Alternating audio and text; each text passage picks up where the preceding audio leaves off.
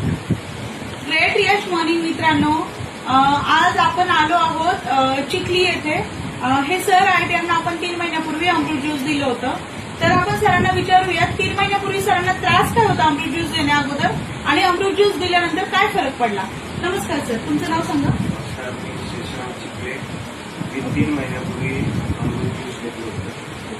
त्याचा रिझल्ट सांगायचं म्हणजे की मला अपचनाचा खूप त्रास होता आणि फिशरचा त्रास होता.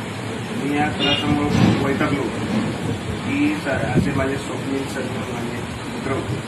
असंच सर बोलता बोलता त्यांचे त्याच्यासोबत बोलून मी त्यांना फोन केल्यानंतर ते मला असे सजेस्ट केले की माझ्याकडे एक औषध आहे, त्या अमृत ज्यूस मी एक घेऊन पहा, 100% रिझल्ट होतो. त्याच्यानंतर मी 3 महिन्याचा कोर्स केला. 3 महिन्याचा कोर्स केल्यानंतर मला 8च दिवसामध्ये फरक पडला. 8च दिवसामध्ये मला फरक जाणवला. त्यानंतर मी 3 महिन्याचा पूर्ण कंटिन्यू कोर्स केला. त्यानंतर मला अपचनाचाही त्रास सॉल्व झाला. परत मी आता वडापाव सुद्धा खात नव्हतो की आपण आता MIDC मध्ये खातो. धावपळीच्या ह्याच्यामध्ये कधी आपण डबा जर ना घरून आणला तरी आपल्या कामाच्या निमित्तानं डबा वगैरे कधी खात नाही. आणि कधी कधी आम्ही काय करायचो की बाबा कधी वडापाव वगैरे खाल्ला तरी त्याचा एक वडापाव खाल्ला तरी आपल्याला तो त्रास आहे.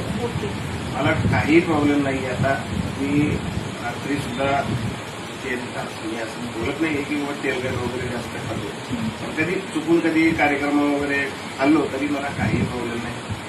अवश्य तुम्ही घ्या, त्याचा 100% रिझल्ट आहे हा माझा.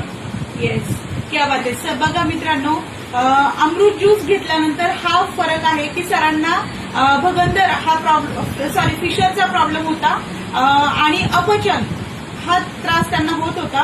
अमृत ज्यूस घेतल्यानंतर 3 महिन्याच्या कोर्समध्ये त्यांना खूप सुंदर म्हणजे 8 दिवसात त्यांना फरक जाणवायला लागला.